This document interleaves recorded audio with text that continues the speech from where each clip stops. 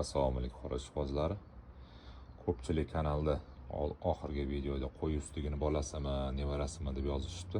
Mana bu qo'y ustigini nevarasi bo'ladi. O'g'ildan chiqqan. Fevral oyining jo'jasi. 4 kilo 300, 4 kilo 400.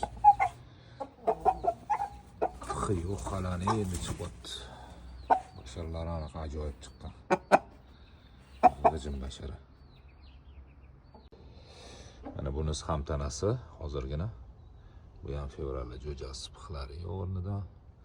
Basharalar xuddi shunaqa g'ijim. Qo'y ustigini bolasidan chiqqan bu ham. Buni sal kichikroq 4 kilo 100. Ikkita ham tana.